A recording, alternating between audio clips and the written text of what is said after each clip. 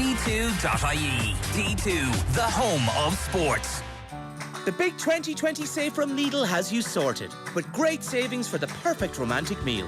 Treat yourself to a magical night in together with our 28-day matured Irish fillet steak. Was $5.79, now €5.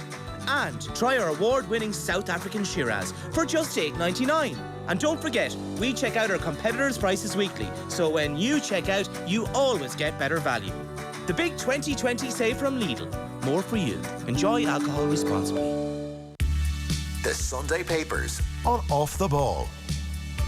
Now you're welcome back. So as ever around this time of a Sunday, we're looking through the back pages and the Sunday Papers. We have headlines firstly for you, and we'll start with the Sunday World. Mane happy returns. This is Sadio Mane, who came off the bench yesterday at Carrow Road. It was windy, it was miserable. The Sunday World here describes Liverpool as a bit sluggish, but Mane's goal was quite brilliant. So Liverpool are a whopping, they say, 25 points clear, which is a bit surreal. Even Jurgen Klopp afterwards was saying it's hard to make sense of it. Over on the left-hand side, City fear mass exodus. As you might imagine, it would seem that Raheem Sterling, Kevin De Bruyne and Aymeric Laporte will lead the mass exodus if the 2-year ban from the Champions League is upheld. Sterling, they want to sign a £450,000 per week contract to keep him at the club till 2025. That deal won't go ahead if City are not cleared. And then De Bruyne and Laporte, they say, are both on over 300 grand a week as well. And that could become just too crippling for the club to pay under the circumstances if things don't go well for them in the summertime when they appeal the UEFA ruling. Next, Sunday Mirror Sport. This is not Armageddon, with a picture of Pep looking as if it is Armageddon. City convinced evidence will put them in the clear and overturn ban. They say here, a source of the club, we're convinced that when we put our evidence before CAS, we will see this decision overturned. And then a story we'll come to in a moment, Euro loss and I'll go. This is Mick McCarthy. He was in Dublin during the week, spoke to Sunday journalists as well, and certainly clarified what he will do for the June friendlies should Ireland fail to qualify for Euro 2020. Mick's contract runs up until July, but he does not intend on hanging around for the 3 friendlies in June if Ireland are not at the Euros. The Star then, Flog Pog. Club decides it's Paul over and will use £130 million to fund transfers for midfield duo. This is in a few of the papers. Mino Raiola, Pogba's agent, has said that he is talking to Juventus about Pogba. United say they're looking for 130 million sterling, and so they're inching closer together, Pogba and Juventus. Sun Sport then, it's a picture of the Manchester City crest cracking. Real step up Sterling chase, so it would seem Real Madrid will launch an all-out assault to land Raheem Sterling, says Martin Lipton. They were already planning a swoop for Sterling during the summer, it seems, rated at £180 million. And then over here, players back for Crisis Summit. As you can imagine, the Manchester City players got back from their winter break and immediately had a summit with Ferran Soriano at the club, and he tried to reassure them things were going to be okay. Sunday Independent then, making a splash picture from the Leinster game yesterday against the Cheetahs. Leinster won, almost needless to say at this stage, 36 points to 12. There is rain everywhere, so it's a good picture. And beneath that, John Green, GAA boards tackle €100 million debt. We'll come to lots of GAA financial stories in the paper today. So the GAA county boards are carrying debts of €100 million, the Sunday Independent can reveal, but almost 1/3 of that is being shouldered by Cork. And it showed an analysis of 30 of 32 county boards, Derry and Antrim accounts not available, show that the majority of county boards are in rude health despite the mountain of debt. So they're servicing the debt quite well. The Mail on Sunday then, picture of Sadio Mane, sealed with a kiss. He's blown a kiss to somebody. Mane on the mark, Reds move 25 points clear. And then Big Mick promises to walk if playoffs are a flop. Again, that's Mick McCarthy talking to the Sunday journalists during the week. Sunday Times, finally, we have, excuse me, as I drop that, we have Pep Guardiola. Picture of him with the Premier League trophy, happier times. Death of the Dream. Jonathan Northcroft and David Walsh and Rod Lidl on the shaming of Manchester City is their lead picture. We have Mick McCarthy here. Deal for Keane was news to me. This is Robbie Keane's deal, which was a 4-year deal. So Robbie Keane's future under Stephen Kenny is very much TBC. And then beneath the Manchester City picture, there are bylines such as major rivals circle around City stars, And Guardiola has Juventus exit option. It would seem Juventus have already been in touch with Guardiola and said, whenever you're ready, call us. You're more than welcome. Now, we have in studio Mark Gallagher from the Irish Daily Mail and the Mail on Sunday, and Cliona Foley, a journalist and presenter as well of the Off the Bench podcast. You're both very welcome. Lots of money being discussed today. Money. It's just like we're actually reviewing the business pages today, really, not the sports pages at all, which is a little bit depressing. On Mick McCarthy, seeing as he's on all the back pages, just a few things. I mean, the news line is that, and it's not a massive surprise, I would think, if they don't qualify for the Euros, even though he's contracted up until July, what would be the point in me sticking around for the friendlies in June? That's no great surprise. And then also, Robbie Keane and his contract extending beyond Mick's was news to him, and he's not too sure where Robbie fits into Stephen Kenny's plans. Yeah, and it's a bizarre situation. Mick going to the National League's draw in March and knowing that he's not coming out to the team in September, it's strange, isn't it? Like the whole situation is kind of strange, really, with Stephen Kenny and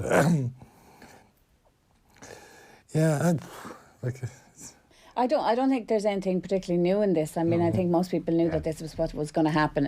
Obviously, McCarthy did an interview during the week, so I didn't think. But Philip Quinn had a great. There's a great lead into it. He says, "Divorced, beheaded, died. Divorced, beheaded, survived." In Dublin this week, Miss McCarthy recalled the nursery rhyme about the fate of King Henry VIII's wives, 6 wives, as he predicted his, the demise of international manners, and not just himself as well, obviously, because the Danish coach is going as well, isn't he? He knows he's out the door as well, no matter what happens to him as well. Yeah, plenty are, I suppose. Yep. It's just he's that unusual position where even if he did phenomenally well, which now, I mean, I think we've come to grips with the fact we may not win Euro 2020 and have that dilemma, but he was going regardless. So, yeah. And the other interesting thing is he's not really making conciliatory noises towards James McCarthy. McCarthy's playing regularly now for Crystal Palace, and you'd imagine that Mick would want him in his midfield for Slovakia, but he said he'll go and watch him play, but he has a set midfield at the moment, so yeah, it doesn't look like he's going to put James McCarthy back in there, which might be a mistake, given the strength of Slovakia's midfield. But Kenny Cunningham was saying during the week here in the show that he had watched McCarthy play recently and was very impressed to the point where he thought McCarthy really should come back into the squad. Yeah. But I know Mick said during the week as well that he'd called McCarthy up a few times and McCarthy hadn't shown up, so there was a slight cooling there, I think. But I'm sure pragmatism may reign if that's James McCarthy, keeps playing well. Yeah, he hasn't played for Ireland since October 2017. Yeah, it's been a big hiatus in his career. Yeah. So let's turn to some of the bigger pieces then. Obviously, the Rory McIlroy, Paul Kimmage trilogy completes today, and it's across pages 2 and 3 of the Sunday Independent. The newsline, if you're looking for a big newsline, or what I suspect all the websites in the States will really pick on, the Golf Channel and everything will be in relation to Brooks Koepka and that rivalry. Although don't call it a rivalry to Rory McIlroy. He doesn't want that to be how it's portrayed. But people will remember last year, 2019, that Koepka and McIlroy played in the final round of a big tournament in Memphis. And Brooks Koepka went out and was exceptionally good, and McIlroy really didn't play his golf at all. Subsequent to that, it would seem that there was a text message that McIlroy's manager, Sean O'Flaherty, had seen, and he mentioned it to McIlroy the week after the Memphis defeat. And Paul Kimmage says that to him, what Brooks was saying to his friends about you before that final round in Memphis, and McIlroy says, "Who told you about that?" And Kimmage says, "I'm going to crush him." This is what Koepka had said to his friends. "I'm going to crush him." He repeats that 3 times to McIlroy. And McIlroy, in fairness, says, "Yeah, and F, he sort of did." And they both laugh about that. And that seems to have propelled McIlroy in Atlanta a little bit. He doesn't want to admit too much, I think, that he was angry. He doesn't want to give the sense that he plays golf angry, or you can play good golf angry. Yeah. But it was on his mind for sure, and he was maybe a bit less engaging with Koepka in the subsequent round they played after finding out about this text message. And he played really well that day. I mean, he was kind of tunnel vision that day. It was very memorable. It felt like, looking from afar, like a sea change in McIlroy's approach to these types of events where he is up against somebody like Brooks Koepka. That's kind of the big news line out of today's piece. Exactly. But the interesting thing is, Paul Kimmage does as he does, and as works very well for him often is he answers a question to provoke a reaction. But in this case, McIlroy says, I took it as a compliment, and sort of tries to wave it off. So even though his performance afterwards might have been, as you said, you could see a difference in them, but in his point is saying is, I'm still not going to be nasty to people. That's not in my personality. And he actually talks about that at one point in here and says, it's not, that's really, he's saying life's not worth that really to get into. He says, I've never been a person who likes confrontation. It's never going to be me. It's not how I am. So, but this is the third week of this. I'm inclined to be a bit like Bill Oddie died recently. It was one of the things that there used to be a comedy show in England where whenever the word cricket was mentioned, everybody would fall asleep. It's just there's been 3 weeks of it. I'm not sure how much more people who really aren't into golf would love this, and I'm not sure. I didn't certainly. That's the only thing I took out of this one today, except for there's 2 other lines. There's actually one interesting angle on the Olympics in it. So he says, why are you playing in the Olympics? Basically, he's been asked. You said you wouldn't play. Now you've turned around and you said you will play. And McIlroy is very, very firm in things of saying, I'm not there about the flags. I don't want to be. I'm not into this kind of, And he's reiterated that line about how I'm sort of, I live in America. I was born in Northern Ireland. Blah blah blah blah blah. I feel I'm a kind of a citizen of the world. And Kimmage makes a very good point, but it's the Olympic Games, it's all about flags, it's almost only about the flags, and he says, I know, but I'm still going. And he says he's going because he feels it is a unique sporting thing, and he says I should have a right to do it. Now I often wonder, is it to do with sponsors more than anything else? I think that is the unasked question that he's never really been asked. Why didn't you go to Rio, and why are you going to Japan? And he's saying, I'm going to Japan because it's a place where golf is huge, but I would often wonder and say, I wonder, is it because his sponsors might be huge over there as well? But that's just me being a bit cynical, Joe. No, I would have thought that as well. Japan's a huge market for Nike, but the other line, sorry to interrupt, the other line I thought was interesting in it is actually towards the end where he does, talk about the majors and everything, and McIlroy says, Kimmage says it's been an interesting ride, and McIlroy says it has, but I think most careers have those ups and downs. We've been talking about Tiger, but how about this? Tiger didn't win a Masters in his 30s, which I think is a really interesting line to make. He won one when he was 29 and one when he was 43. I think that is actually, it's interesting that he brings that up in it. Yeah. Golf is definitely full of those ups and downs, although Tiger was going through some fairly unique circumstances at the time, I suppose. Yeah, but that's true. That's a good point. The point still holds, though. I mean, golf is very difficult in that sense when you have to peak for just 4 times a year. Like, what jumped out at me was he does acknowledge to a point post Portrush that he did need to reset a little bit, actually. And he had sort of rejected that because there was a clip of even this pay-per-view played to him the previous week where he rejected some of the things in it. But he talks about what he was saying to himself post Portrush, where he said, I got to keep reading, keep juggling, blah, blah, blah, better diet, got lazy, not disciplined.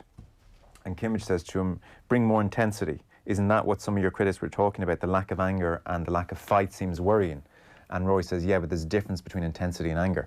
Now, the anger point was more actually about post-round in Portrush. I think Andy Dunn was saying he wanted to see a bit more anger from him in that particular instance. But I don't think anybody thinks you can play good golf angry across 4 days for 6 hours each day. But intensity, it was a really good word McIlroy used, because if I was to characterise what we've seen from McIlroy post-Portrush, there has been an intensity about him, single-minded focus, still a calmness about him, a ruthlessness about him, and we're even seeing it at Riviera, whether he wins or not this evening. All the signs are really good that he is disciplined again, and he says he's not irked by Koepka sending that text message.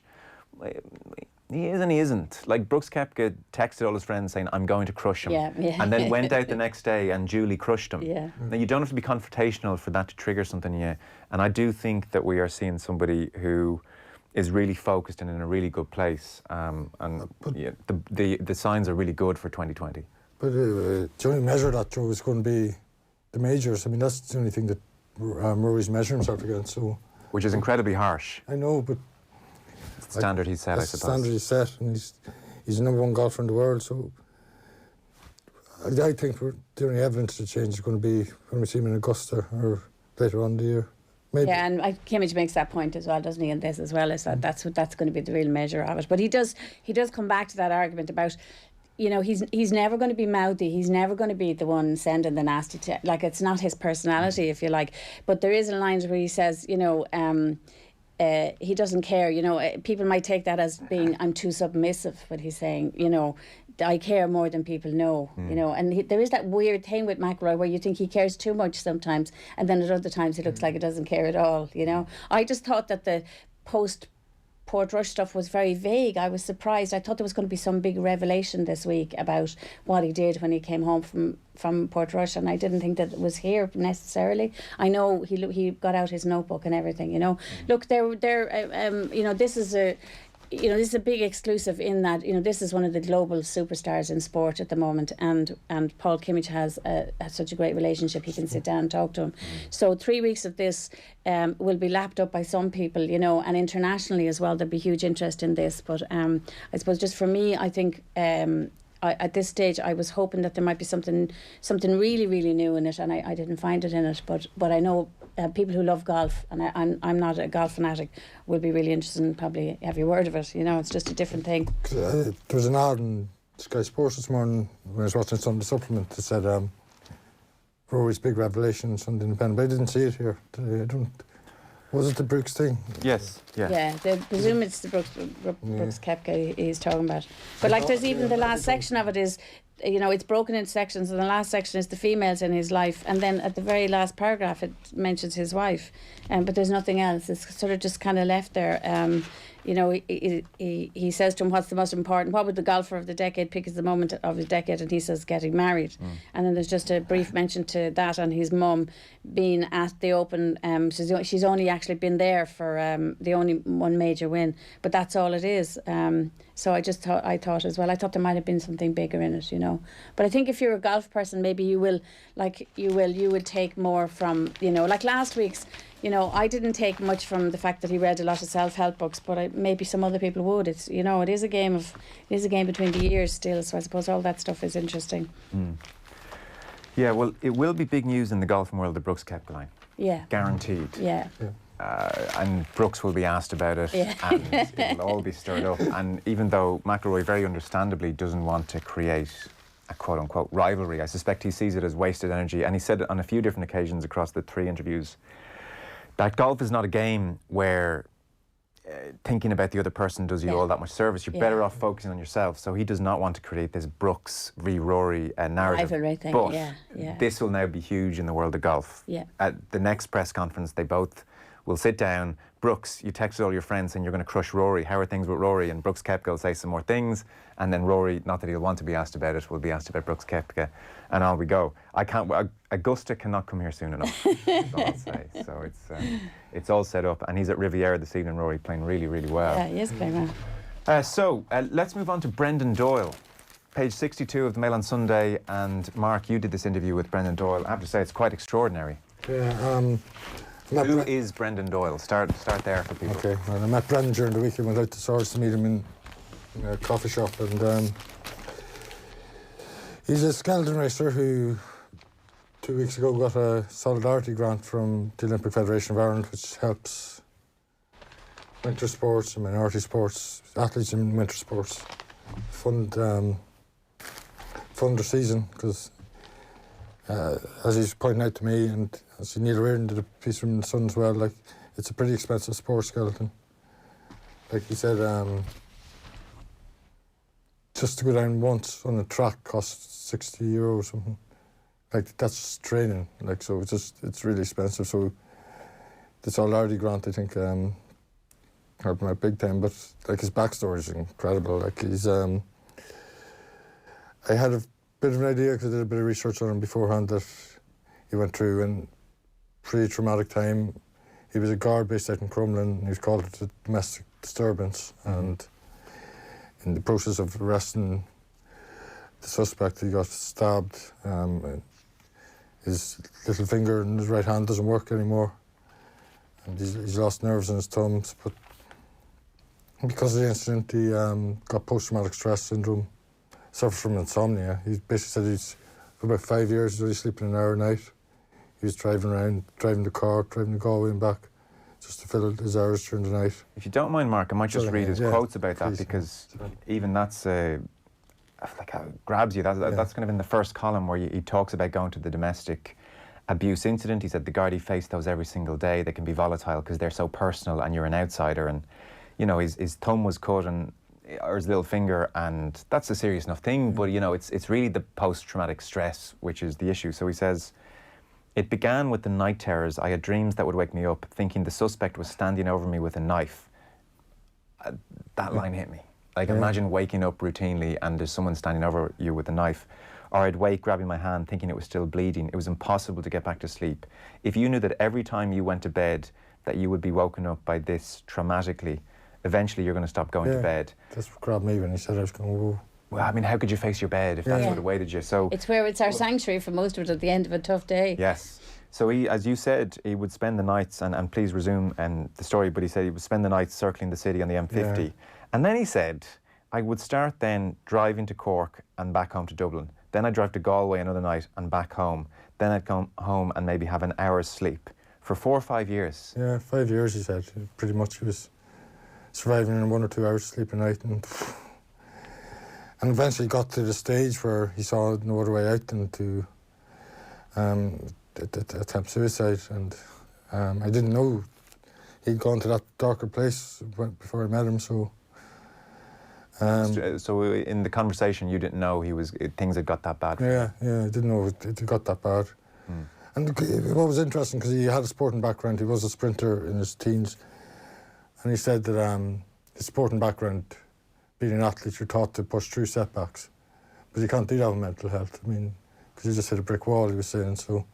Yeah, that was actually a very profound comment, full of wisdom on his part, because he did say, mental health is different to sport. If it doesn't respond if you keep pushing back. Yeah. You know, he couldn't find a way out of it, and he talked about how suffering with insomnia 5 years, when you're not sleeping, you lose the ability to start afresh. My social circle fell apart. I'd no energy. I'd no interest in going out. I went out with my girlfriend for 3.5 years. That ended. I stopped going to the gym. Anyone who knows me will tell you I love the gym and I love my training. And he said he tried counselling, he tried medication, and ultimately reached a point where he was going to attempt something so dreadful and so serious. And I'm just conscious as well, the weekend that's in it, and the dreadful news surrounding Caroline Flack's passing, just horrendous last night. Anyone listening in any difficulty, the Samaritans have a free phone number. It's 116 123 116 123. Reach out and talk, because this guy, who is now hopefully going to go to the Winter Olympics and saw no way out, has now found an incredible way out, and his life has flourished. And really, and I don't want to go into the details because that's not deemed to be responsible reporting on the airways. It's detailed here in a very good and proper way by Mark. But really, he was kind of sparked out of doing something he was going to do by a child and a mother nearby, and that almost made him think, okay, what am I doing here? And he called a friend, got back into the car, broke down in tears, and called a friend. And they went to Tesco's, and he told his friend in Tesco's, and that was the start of it. That gave him stepping stones to get back to now where he is, to hopefully represent Ireland in the Olympics. What's it like having a conversation with Brendan in a Starbucks in Swords, and he's pouring this out to you? Sometimes in Starbucks you're sitting very close to the table next to you. Yeah, I wasn't expecting it, to be honest. And but he's a very articulate guy, and he's obviously thought a lot about where he's come from and where he is now. And the funny thing is, I mean, he only missed out from going to the last Winter Olympics by a point. He just missed out. He was terribly unlucky. At 1 point, as close as he gets, and he was thinking that it's not going to happen for me. He's actually going to quit the sport, and then he said he came home. He watched the skeleton on TV during the Olympics, and he rediscovered his drive to get back. He had done it once before. He was telling Mark, so he'd done it once before. He was in school, and he'd gone to the skeleton place in the Alps, and it's a great line. He says, some guy, the first time in the sled, I was put on top of the run, some guy pushed me off saying goodbye Ireland. I think it's a great line. Mark has been very modest here. 2 people have this have an interview with him today. So Neil Reardon has an interview with him in The Sun as well, which is very good. But it's really interesting to see how different they are, and I think that's the gift of writers sometimes is the angle that you take and how you explore it. So Neil's angle is a really interesting one. It's all about the weight of his equipment, how difficult it is to get around the world, what it costs him. You know, there's this image of him, he puts all his clothes on. He puts as much clothes on as possible when he's checking in, so that his baggage is as light as possible. And then he carries all his gear. And like, you have really good details on it as well. The cost of his gear, the weight of his gear, all of that stuff. So he goes on that angle. But Mark chose, obviously in the course of the conversation, and being the person that you are, and you do get really good interviews from people involved in lesser known sports, that you actually were brave enough to take, you know, to go with it when he started to talk about this. So your angle is very different, and you have everything in it as well. But it's a really, really, really great interview. Just every aspect of it is brilliant, because you have all the details about how he does the sport and what the sport costs. And I mean, you have to be so brave to do this thing. Like, they're going down.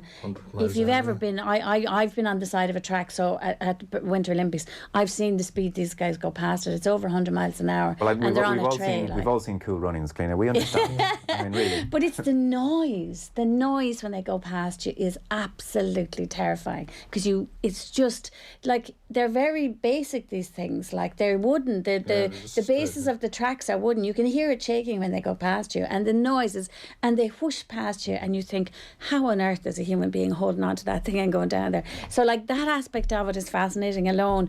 But the exploration of his mental health that you've done in it is really interesting. And to me as well, I think what's really interesting, Mark, is that he just missed out on Pyeongchang, and he's trying to qualify for the next Winter Olympics. But I think as well that the support systems that are in place for him, he trains now, he does all his S&C and stuff out at the Institute of Sport. So there are other athletes around him now, and probably people that he can talk to, whereas I think a lot of Irish athletes who are off around the world in minority sports, they don't have that fellowship, if you like, but they have it now. And I thought it was really interesting with taekwondo, with Jack Woolley recently, which I think, was that your brilliant piece with Jack Woolley recently? Yeah, him talking about, even when I'm out in the institute, I kind of feel different because nobody knows anything about my sport. But I've noticed with Brendan Doyle, he's very active on social media, and he does seem to be very involved, and obviously that has been a great help to him as well in recovering his mental health. But you were saying about the circuit as well, I mean, every other country has high performance teams, like, so the British have a team, and like, he drives around Europe on his own 23 hours on his own in the car.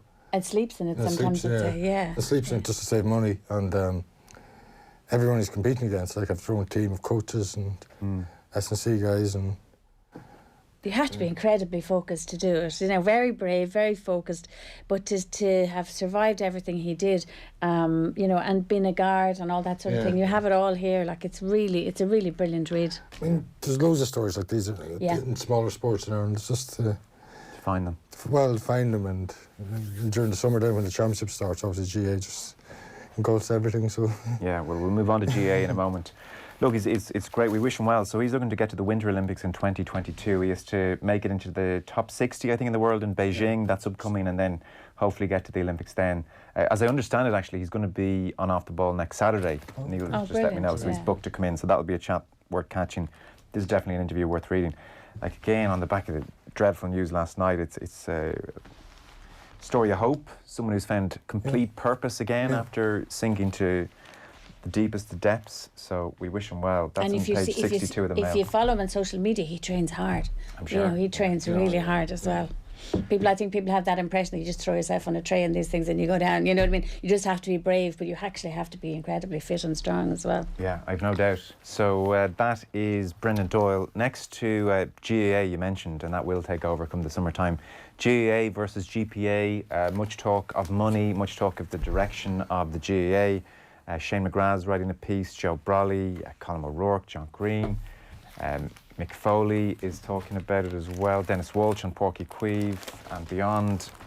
This was obviously a big story during the week. It's the kind of story that the Sunday papers tend to have a bit of time to reflect on. So where do we want to start, or what's the overall consensus across the papers?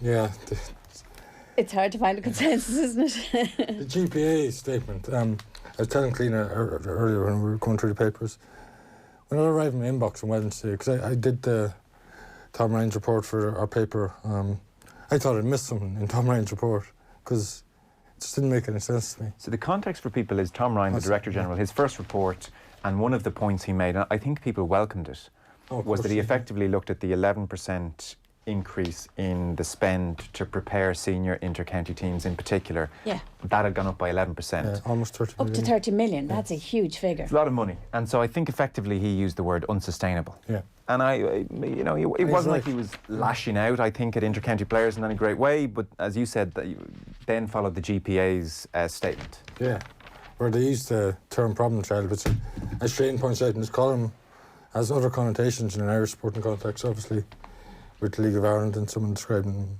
as a difficult child. They didn't realise it was actually a difficult child, they said. But so it was a strange thing for the GPA to go with problem child, given it's such an infamous term in Irish sport, and it was used as a stick to beat John Delaney with for a long time. Like, were they trying to pivot into being the victims here? Did they think that just by saying that, even when Tom Ryan hadn't used that phrase, that it would be used against the GAA, that they were talking about the inter-county players as the problem child? That was not what Tom Ryan had said. No, it wasn't at all. About Tom Ryan's reporting, like, Paul Rouse was in here, obviously, chaired it during the week, and like, Paul isn't afraid of taking GA to task at times, but he said it was a very measured report. And that's what I thought reading it. I mean, there's 60 pages, and like, it was very measured and very kind of sober. There was nowhere in it, Mark, where he singled out the GPA or the players, you know, for causing all these problems. I'm exactly the same as you. I thought at the time, that's a very strange one. And so people are reacting to it in the paper today. Joe Brawley's reacting to it, Colin O'Rourke is reacting to it, Shane McGrath and also Mick Clifford in the Mail on Sunday.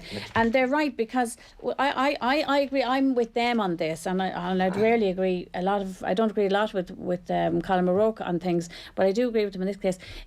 It's like they took offence at something that actually nobody was given offence to. Tom Ryan was saying the costs associated with inter-county are spiralling, and we've got to get a hold on them. The GPA then came out and said, we're the people who are creating all of this, and we're your most important asset, and you can't be basically saying, without saying it, you shouldn't be criticising us. But he wasn't criticising them, and I think that's the mistake. But this point about the GPA we're making, that we're the revenue generating machine that allows the GA to compete with rugby and soccer and other sports.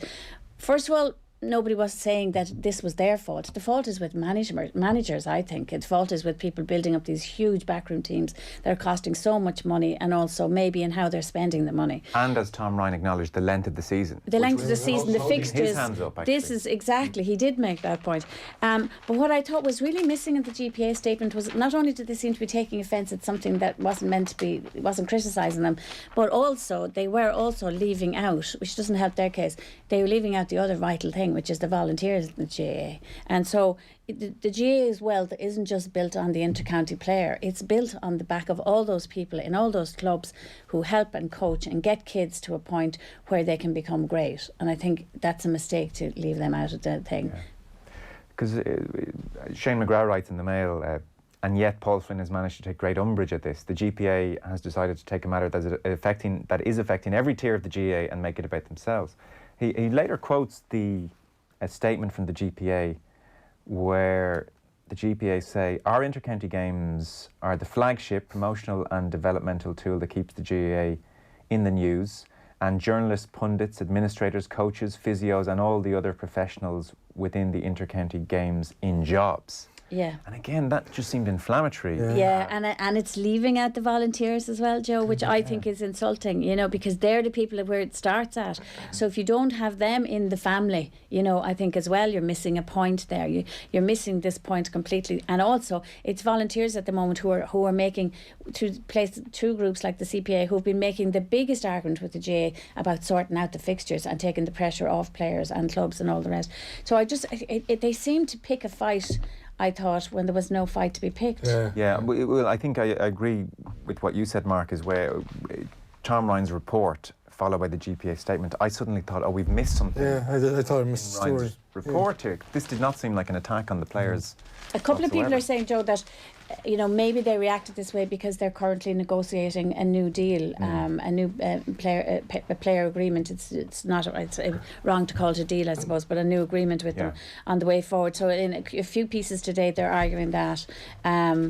But even if that was the case, you know, it's like they're trying to put a stance to say you're not going to push us around in this. But again, I don't think, you know, they're not the ones really that Ryan, I think, has the argument with. The problem is, of course, is that the people that are driving the spend are uncontrolled by anybody and are answerable to nobody really, which is the whole county management and the size of their professional things and how much money they are spending on teams, you know. And you can't put a salary cap in, or, you know, you can't even put... A few people are talking about this in articles today. I mean, Mick Clifford is good, as I said. Some of the stuff in Sunday Indo is very good. John Green has a good piece. One of the problems is that even if you put a spending cap, how can you make that fair? Because you have counties that are so different from each other. You know, for example, Dublin probably don't spend as much at all on player transport, the richest, you know, county in the place, because most of their players are based virtually in Dublin. So they don't have to do things like organise buses to bring people to training, or have a training midway between their Dublin-based players. They don't have those things. So it's virtually impossible to control that spending thing. But the GA are now saying, we've got to try and do something because too much money has been spent on this area. Just on John Green's piece, because actually it made for good reading in many ways. I thought the situation was going to be far more dire. So the headline is success coming at too heavy a price, and John makes a point, one that we all know. I think if you drive through a lot of towns, most clubs now have their own facilities, the pitch, dressing room, floodlights, walking tracks. Most county towns also boast a GAA stadium of some kind too. Soccer lags a long, long way behind, which is all true. He said, aside from Cork, among the counties feeling the pressure of paying off debt include Mayo, 9.4 million, neighbours Galway, they're around 3 million. But he says that generally our charts show most county boards are in a relatively strong financial position. They're well resourced to deal with any debt they have incurred. Combined current assets exceed 46 million. Fixed assets exceed 286 million. So he says, like Kilkenny, minimal debt, they have a cash balance of nearly $1 million. Kerry of over $1 million. He said Kildare, who overcame a financial crisis, they have 724 grand, Cavan 600 grand, and on it goes. So actually, you know, the general picture is not one of disaster. I thought we'd see more county boards really struggling, really in the red. So it's not the doomsday scenario that we might kind of think. We are going to take a very short break here on the wireless. We're on all our social platforms as well. Short ad break. We're going to continue here on Twitter and Facebook Live and Instagram, or wherever you're watching us, YouTube as well. After the break on the radio, Nathan is going to pick things up from Villa Park if you want commentary of that game. Myself and Mark and Cliona will continue here with the paper review. And continue we will. So the point, the ad break really ruined the momentum of my point there. But like, things are both, it seems, quite well run. And financially, this looks very good, and yet there's an awful lot of... we really need to address everything that's going wrong in the GAA. So try and make sense of that for me, Mark. on the face, I understand, okay, look, the clubs and the fixtures and all that kind of stuff, but this is not the Armageddon, to use that Man City headline, situation that people might have feared. When you heard about the spend on senior county teams, you would have thought, God, this is it is unsustainable, is Tom Ryan's point, but at the same time, it seems to have been pretty sustainable up till now. Well, yeah, but I suppose, the one thing I'd question there, Joe, is it is sustainable, right? But should all that be the bigger question, I think, for a lot of people in the GAA is, should all that money be being spent on the inter-county teams? Point, yeah. And if it's not being spent there, should it not be spent at more local level and development and coaching and all those other things that we think are important? That's fair enough. Yeah, that is. But you agree, like actually, what the Sunday Independent do show is that actually a lot of places are breaking even. 1/3 of that big debt that they talked about at the start is Cork, and that the problem with Cork, that overdevelopment of what was it, Colm O'Rourke described it as a vanity project, which is, you know, is a fairly good description of it. And in the Sunday Times, Dennis Walsh and Michael Foley look at that Cork situation, the Park Equipe situation, because that is different than what we're talking about in the other area. Colm O'Rourke does say of Páirc Uí Chaoimh, this is not a victimless crime. Every club looking for a grant suffers, so will a lot of other grounds in need of urgent repair and renewal. So I guess that is the obvious knock-on effect. Yeah. Like John makes the point that John Green, that the structure of county boards probably has to change, given so much money. Yeah. Is sloshing around there like And he's talking about having an executive board, wasn't he, with a financial controller and chief operating officer, which makes sense, really, doesn't it? I mean, that's probably... Well, when you've that much money, although there was, I think it might have been John a couple of weeks ago, certainly, he interviewed a county board member who had said, yeah, really, like, we're medium-sized business now, there's millions coming through here, and we need an executive in place. He said maybe one of the reasons that was less likely to happen is because suddenly all the amateur players are saying, geez, everybody is getting paid here except us. And, you know, the county board structure is the same as it was 20, 30 years ago, but the funds coming through would have increased dramatically. And county boards need to react to that. But maybe it's just another layer of people getting paid reasonably well and the players aren't. Now, that's not quite a good enough reason not to do it, to do it when you don't have those sums. But it is a lot of money. You see, I think it is that it's just when people hear the size of money, everyone goes, oh my God, as you say, oh Armageddon, oh my goodness, what's going on? But actually, sometimes when you drill down into it and look at it, what's interesting, I think, is that the Indos show that people are coping with this spend, but the bigger question probably is where should the spend be going? And they're raising that. And also they're raising the issue of, are the people dealing with all this money qualified to be dealing with it? And should there not be a level of sort of paid executives dealing with all that, or bring other people on? There's a motion going to Congress, I think, that you should have, one county's put in a motion about having two professional money people on the thing to control it. Now, as we've seen with the FAI, that doesn't always necessarily work out either. But like, there's some strong views on it. I think people are worth reading them. Smell of money leaving a stench is the one, and Brawley's one. Yeah, I wouldn't go as far as agreeing with him at all. He accuses the GPA of having a touch rate worldview, pretty much. Yeah, which I wouldn't go that far. I think there's a really interesting piece as well that is worth a read in the Mail on Sunday by Shane McGrath, and it's with Tommy Canoy. The headline on it is, and we'll say who he is in a minute, but GA has become so centralised, it's corporate elitism now. And that's a quote from Tommy Canoy. And if anybody knows Tommy Canoy or has ever heard the name, Tommy is your classic, county board volunteer who has done extraordinary things in some way. He's from Roscommon, and he was the guy who got rid of Rule 42, that awful rule that didn't allow people from the Defence Forces Northern Ireland to play in the GA. Tommy is one of those guys who's worked away at the ground for a long time and affected huge change in the GA. You know what I mean? People always give out about suits, you know what I mean? Or, they kind of draw local administrators as, these idiots. Tommy Canoy is your classic man who's done incredible work. And so when you see somebody like Tommy saying, the figures are too big and we're still not sorting out this fixture issue, that's where there is definitely, we can identify that it's not just about money as well, it's about a lot more.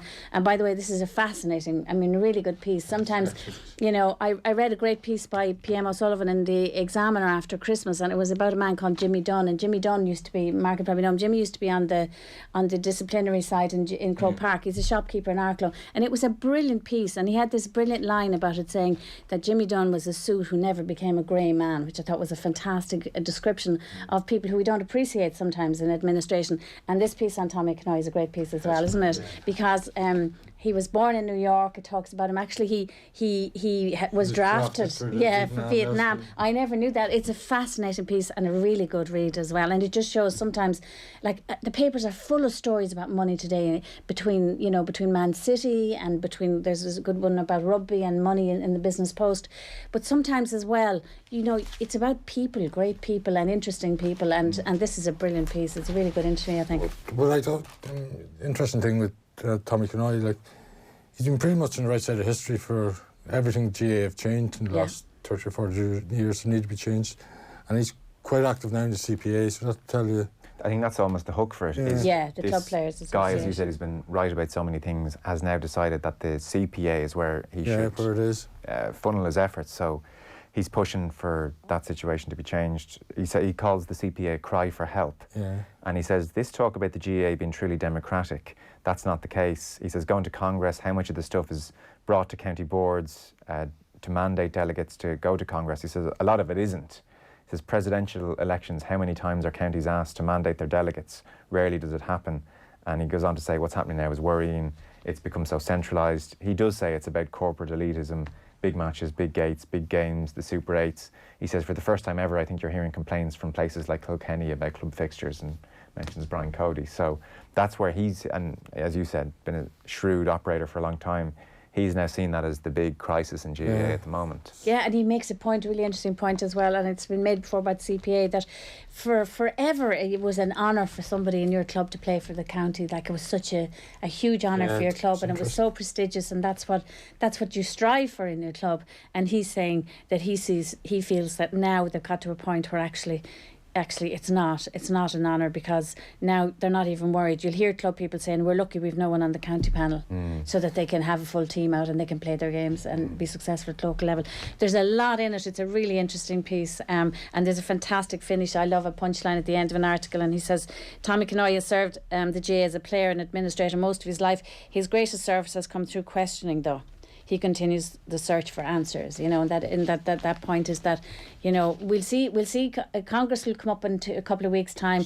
Everyone will be having a good laugh and saying, oh, look at them, men in grey suits, all in there. But actually, there are people in there trying to make a real difference and trying to fight hard to have change still, even though they may look like conservative people, they aren't necessarily. Yeah. Shane McGrath there, page 70 of the Mail on Sunday.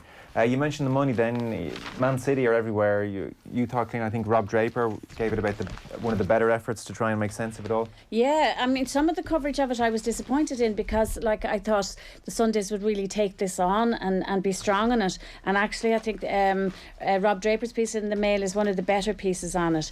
So look, at people will it's complicated stuff, okay? But basically their angle on it is, I mean, my attitude the minute this story broke was, the only people who are going to be happy about this is lots of lawyers making lots of money, and they are going to make big money on this, because you can guarantee that the people who own Man United or Man City are going to employ the most expensive lawyers in the world. They have to go to CAS, so they're going to appeal this to the Court of Arbitration for Sport.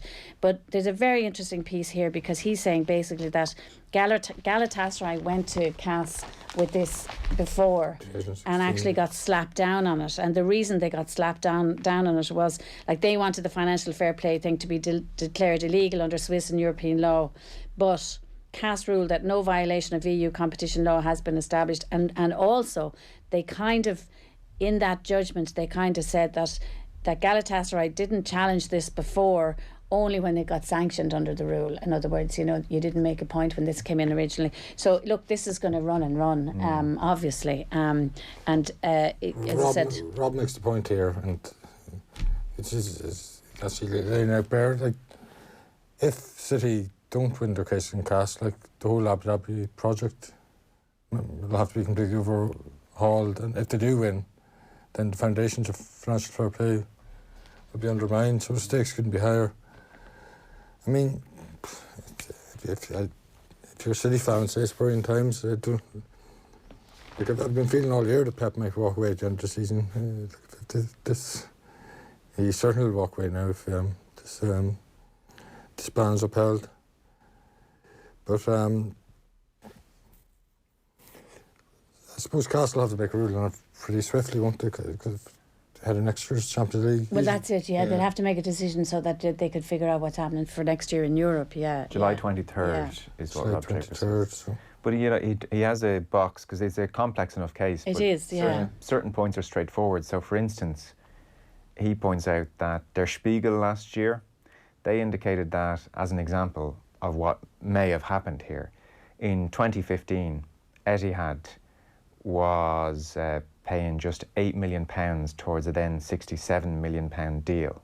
So Etihad had a sponsorship deal, and still do, obviously, with Man City, £67 million in 2015. But Etihad was actually only paying £8 million, it seems, while Sheikh Mansour was topping up the remaining £59 million. If that's confirmed as accurate, that is a breach of financial fair play. So that is an example of what they're being accused of here, if you're wondering. Some inflated sponsorship deals, and Der Spiegel alleging that Sheikh Mansour personally, or somebody very close to him, is making up the balance. Was making up a big making up not making up the balance, Joe, paying most of it. Yeah, okay. Making exactly. up 59 million of 67. Exactly, yeah. I mean, I suppose the other thing is, if, like, will Sheikh Mansour stick around? Like, he's put 1.5 billion into the City project as it is. Will he stick around if The whole thing could crumble very quickly. It could easily just all blow up. Like. But the interesting thing about that is, though, like somebody has a great line. I've forgotten where I saw it today, but it's that great line. I got, rich people don't believe that rich people believe they can write their own rules. Like this is a vanity project as well.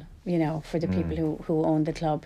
This is prestige. This is about owning, this incredibly successful club, and it's part of your, of your wealth and I suppose your status in the world. So, the presumption that they will walk away easily, I think, is wrong. Yeah, billionaires don't walk away. There are other things tied in with Have this. you watched Succession at all? I have, yeah. Well, we won't give away any spoilers, but there is that moment where Logan Roy, played by Brian Cox, at the end of a long negotiation, just turns around and says, "Money always wins." Yeah. And that is, absolutely. that is the attitude. Yeah. That's why I find the papers today so depressing, because it is all about money. That's why that piece. Welcome to the real world, Cliona. On the skeleton. I know. Because for me, sport is about people, but like it's just the pages today are dominated about buying money, and I'd never understand why. There isn't a salary cap in English football. It's always baffled me. Salary caps are the only way to control where the money goes, or where the salary caps and draft system. There's an awful lot wrong with American sport, and also, obviously, people find ways around loopholes around everything, right, including American sport. But even if that does, if it in some way tries to balance things out in terms of where the money goes and where the talent goes. Surely that's the only solution, because the amount of money washing around international football at the moment is just like, it's obscene in my opinion. I've said that before. And also, like yesterday, so you're watching Norwich Liverpool, 55 points between them before they started playing. Do you know what I mean? And we're not even, and then you would look at the money between them. And there was a great piece done by was it Miguel Delaney during the week in the Independent, and just this notion about just the haves and the have-nots in football, and how the gap is just getting, it's untenable. Miguel, in that piece, it's well worth a read. It's on the Independent website, I'm sure, still, or you'll get it on Twitter. One of the Premier League's top six, an executive in a hotel room with the other top sixes, said, well, look, we don't want too many Leicester situations. Oh, God forbid. It's bad for the game. Because the big clubs attract the most money, and it just made, that's what people want to support, the big clubs who win big things. The notion that you're from Norwich and you support Norwich is a quaint, outdated one. And yet, you know what, Joe? I would argue that Leicester's run and Leicester's victory brought people back to football that may have left it. That's a fair point. That's probably true, yeah. I would argue it might bring people, it brought people, it made me interested in English soccer again.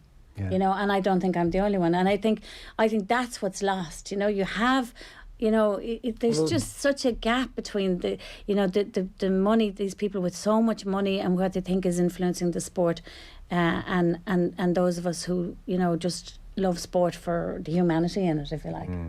There was Ajax's run in the Champions League last year. Yeah. I know Ajax are obviously a very prestigious club, but they didn't have the money that top clubs in Europe have. And Miguel's point was, it isn't just, he wasn't talking about English football. He looked at all of the leagues in Europe where top the huge gaps have occurred, and where it's only going one way. Yeah, that's the point, actually. He listed out in the last decade, you're having more trebles, more dominance, a first Champions League hat-trick in however many years, and more interestingly, even, I don't know, was it 3 or 4 nils, but a certain scoreline. You're having a far higher percentage of games where it's hammerings are being dished out, basically. It was a brilliant piece of work. The amount of, it's obviously a piece that he's been working on for a long time, but just the depth of analysis in it was something that I'd expect to see, as I said, I would have expected to see more of. Gary Lineker called it a thesis. He was one of those retweeting it.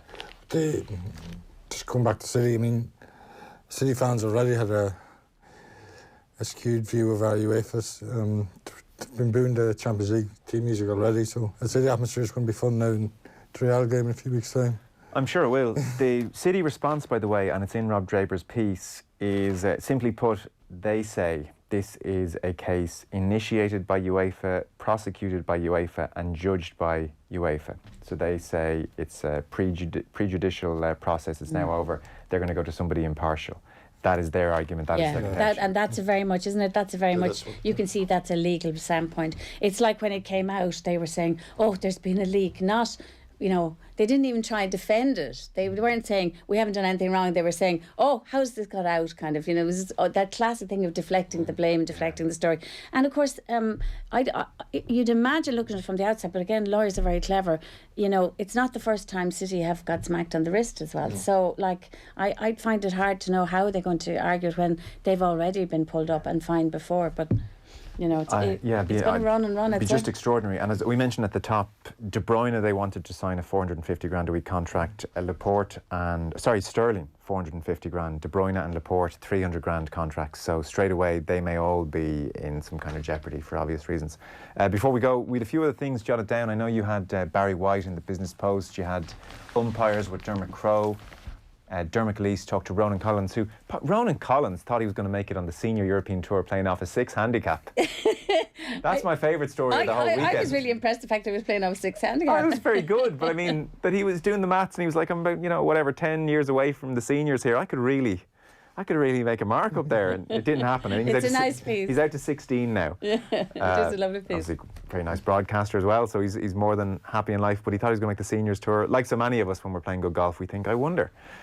So there's that, but Barry White's talking about CVC and their invasion into rugby, really. They've taken Premiership, a stake there. They've taken a big stake in Pro 14, which has been a big windfall for the IRFU, and they're sniffing around 15% of the Six Nations. Yeah, it's a really interesting, rugby fans will be really interested in this in the Business Post, a double page spread. So it looks at who CVC are, they're a Citicorp venture capital group, and their involvement in Formula One, and now they're going after rugby in a big way. What's really interesting in it is some of the details on how little money is being made in rugby at the moment. And that's the one that incredible me. Like the company behind the Pro 14 shows it had a profit for 2018 of just £10,179, despite taking in 22.7 million in revenue. So there's a really strange imbalance going on already in rugby.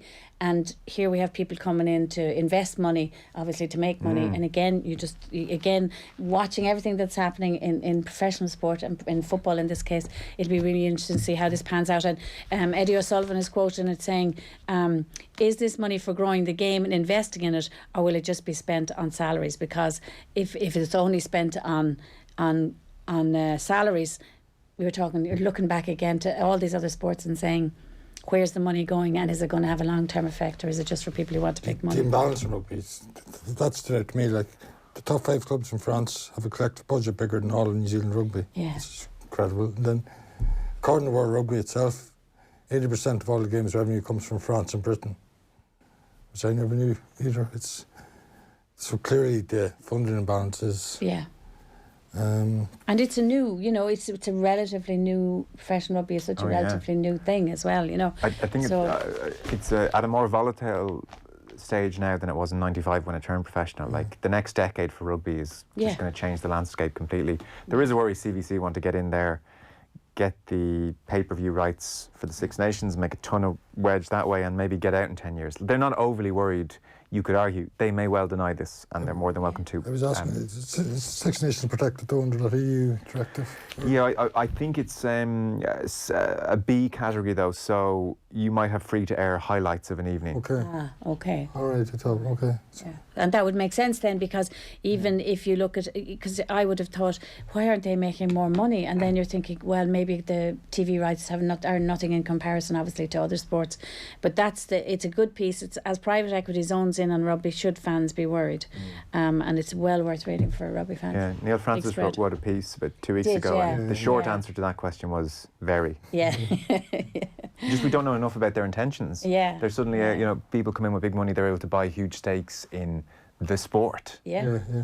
And their motivation might not necessarily to make sure the next generation are taking up the game. I'm sure the South African story is not unconnected, I have no doubt. That's exactly, and that point is made here as well. And I was thinking that last week when that story came out, it was obviously the Cheetahs and Southern Kings was a sort of testing ground for South Africa to eventually come into Six Nations. I wouldn't say the Cheetahs or Kings have really won hearts and minds up here. I mean, so anything anyone else wants to give a quick mention to? No, I think so. There's a piece with Tyson Fury and kind of linking it in with Andy Lee in the Sunday Times, and obviously, you know, that's his fight coming up, and also I think just he's an interesting example in terms of mental health. I was watching him being interviewed on Sky during the week on one of these round table things as well, you know, and he's a man who has you know got gone up and down, and you just wonder about the difficulty of that sport, and what he's come through. And he's helping now, isn't he? Yeah, and he's involved with him now. Yeah. So he needs. I'd say he needs good people in his corner. Yeah, he would do. Fellas, thanks so much to fellas. Me and you, the fellas. Thank you both for coming in. Mark Gallagher of the Irish Daily Mail and the Mail on Sunday, thank you. And as ever, Cliona Foley, a journalist, presents the Off the Bench podcast here as well as part of offtheball.com. Thank you. We'll be back next week looking through the Sunday papers. And fired forward then towards the halfway line by Douglas Louise. Lucas Moore really need to take that on earlier though.